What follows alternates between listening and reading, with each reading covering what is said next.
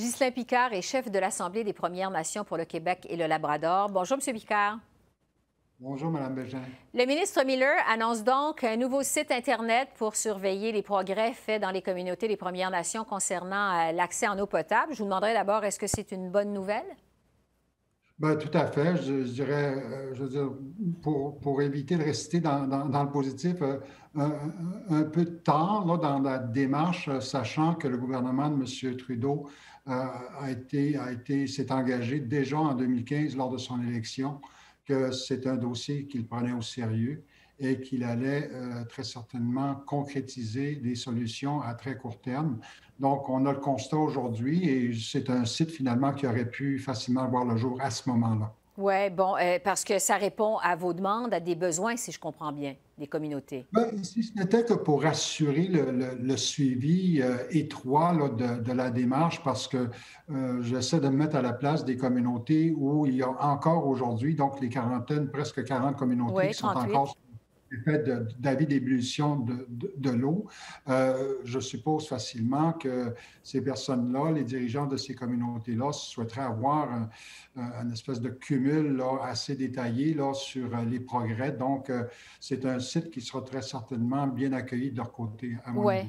Bon, justement, sur ces 38 communautés autochtones au Canada qui sont toujours sous le coup d'avis d'ébullition, juste pour être bien clair, concrètement, ça veut dire qu'au moment où on se parle, il y a toujours 38 communautés autochtones au Canada qui ne sont pas raccordées à un réseau d'aqueduc qui les fournit en eau potable, c'est ça?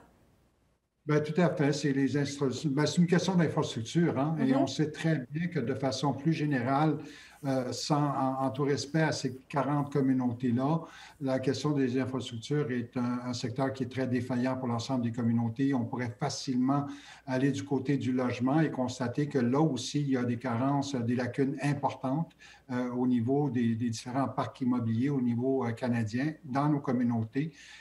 Donc, c'est presque un tout, je dirais. Mais la question de l'eau potable demeure évidemment un irritant qui fait partie des priorités pour l'ensemble des communautés. Oui, et vous dites justement, c'est un irritant sur l'échéancier du 31 mars pour les levées de ces avis d'ébullition. Bon, on le sait depuis le mois de décembre, c'est un échéancier qui ne sera pas respecté. Ottawa avance toujours pas une nouvelle date, un nouvel échéancier. Quelle est votre réaction par rapport à ça? Bien évidemment, là-dessus, on cite toujours la pandémie, la COVID, comme étant sans doute l'excuse numéro un sur Oui. à peu près tous les plans. Mais ceci étant dit, il n'y a personne qui peut nier qu'on a quand même fait des progrès depuis 2015-2016 hein, sur le nombre total de communautés qui étaient sous un avis d'ébullition. Donc, on a déjà réglé, je dirais, les problèmes dans la majorité de ces communautés-là. Mais en même temps, là, il en reste quand même une quarantaine. Là. Et je pense que c'est important. Et le parallèle que je me permettrais de faire Mhm. ici, c'est tout le monde se souviendra de Walkerton en Ontario en 2000. Et ça, c'est une communauté, c'était pas une grosse municipalité.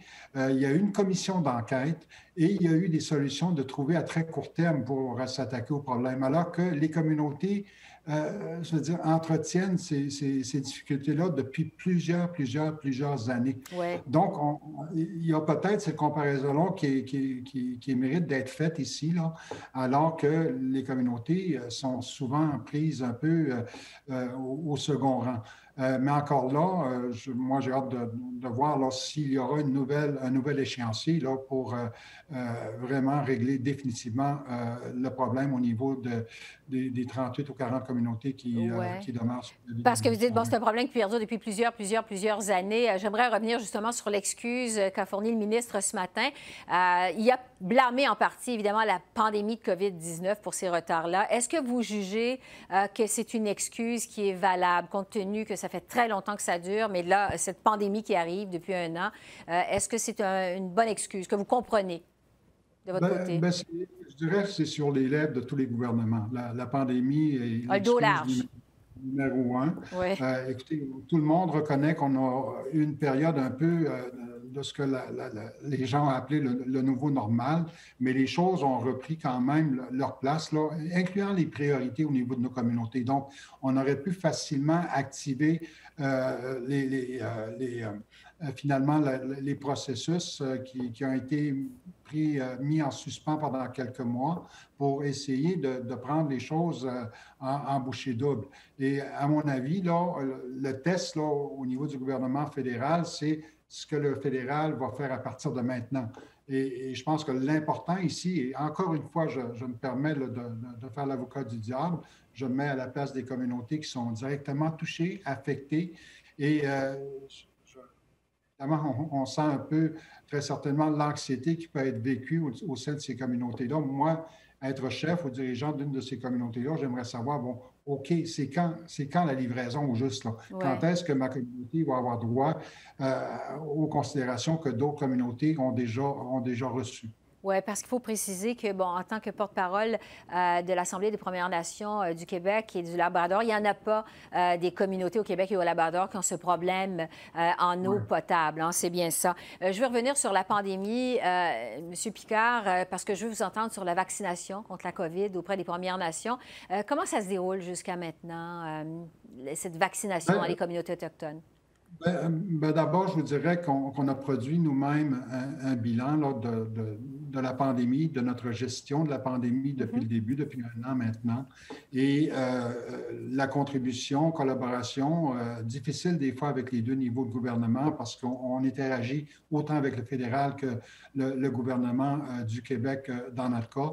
Et la gestion a été vraiment hors du commun pour nos communautés. Là, à titre de comparaison, on a eu beaucoup moins je dirais, de décès, même de cas d'infection, là, comparativement au H1N1 il y a une douzaine d'années. Donc, de ce côté-là, c'est très positif.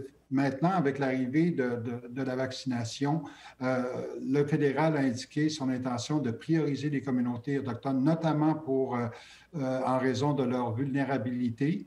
Et on parlait du logement tantôt. Notamment, c'est une des causes, une des raisons pourquoi les populations sont plus vulnérables en fonction du surpeuplement de nos logements.